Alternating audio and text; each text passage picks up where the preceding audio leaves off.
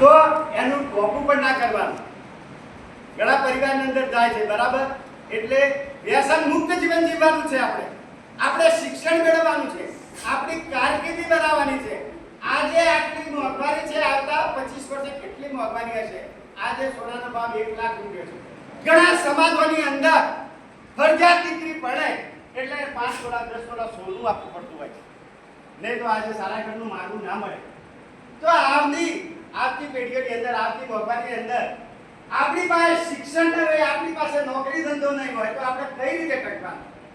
ખેતી તો હવે કોઈ નોકરી થવાની ખેતરના તો ટુકડા થઈ ગયા, બરાબર? એટલે આપણા પરિવાર માટે, આપણા પોતાના માટે શિક્ષણ જરૂર છે. આવા ગુરુજી મળ્યા છે. પહેલા તો ચોથું પાસ, ફાઇનલ પાસ આવા શિક્ષકો હતા જે પણ આવે ભણી ગયા હતા અને પોતાની કારકિર્દી બનાવતા. અને અત્યારે તો સરસ બીએસસી બીએડ આટલો સરસ સ્ટાફ મળ્યો છે. અરે તમે કેટલા બધા ભાગ્યશાળી છો કે કદાચ તમે મધ્યાહન ભોજન જમવા મળે.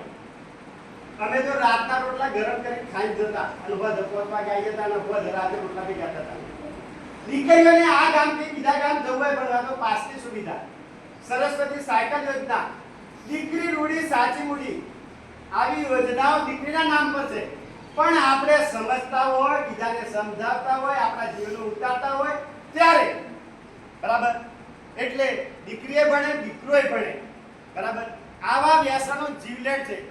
તમાકુની પડીક પર આપણે જોઈએ છીએ કેન્સરની નિશાની, જડબાની નિશાની. છતો આપણે અનુકરણ કરીએ છીએ.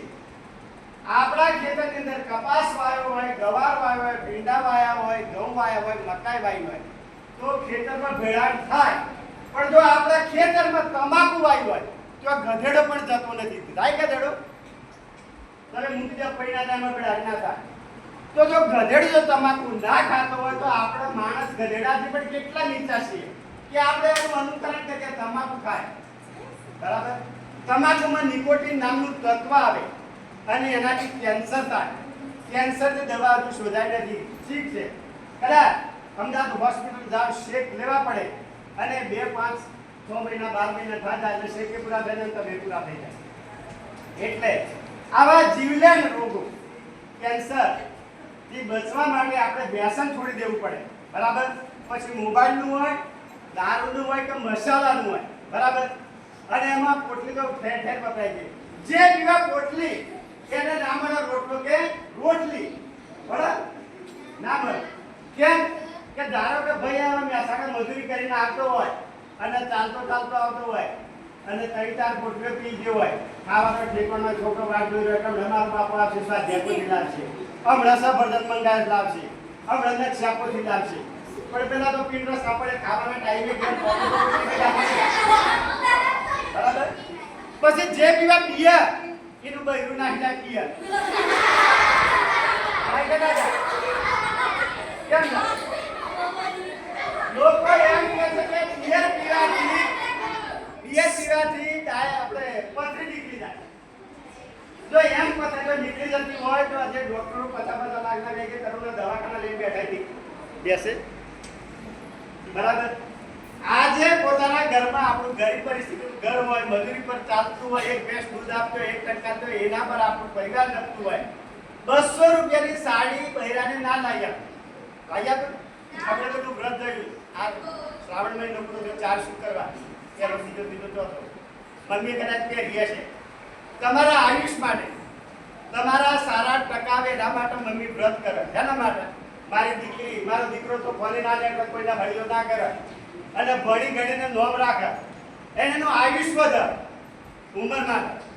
અને પતિ કદાચ પીતો હોય તો બંધ કરી દે, સારું જીવન આમાં જીવન દીકરા.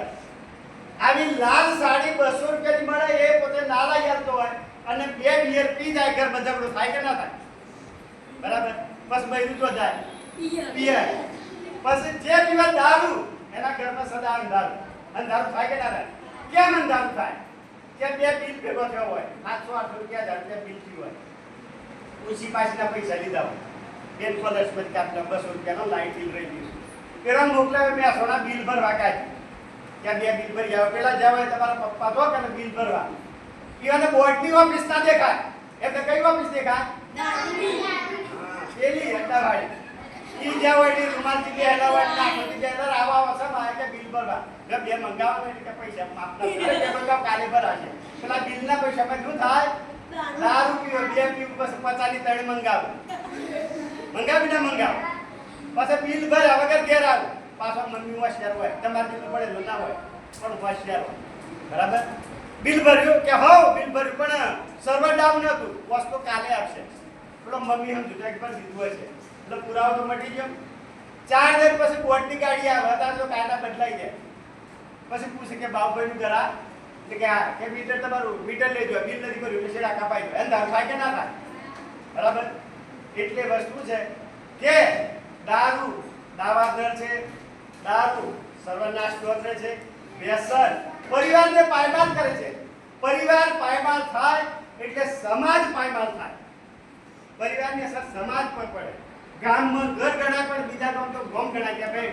પુનાસણ ગામમાં કેટલા કે ભાઈ આ છોકરો વ્યસન કર્યો બરાબર એટલે આવું વ્યસન થાય નહીં એટલે આપણે વ્યસન કરતા હોય આપણા પરિવારમાં કોઈ વ્યસન કરતું હોય તો વ્યસન કરવાનું નહીં સ્વચ્છતા જાળવવાની પછી ગંદકી પાણી જો ભરાય પછી શું થાય 80% રોગો પાણીજન્ય હોય છે બરાબર મચ્છર થાય મેલેરિયા થાય ટાઇફોઇડ થાય ચિકનગુનિયા થાય મનકી ગુનિયા થાય મનકી ગુનિયા થાય ને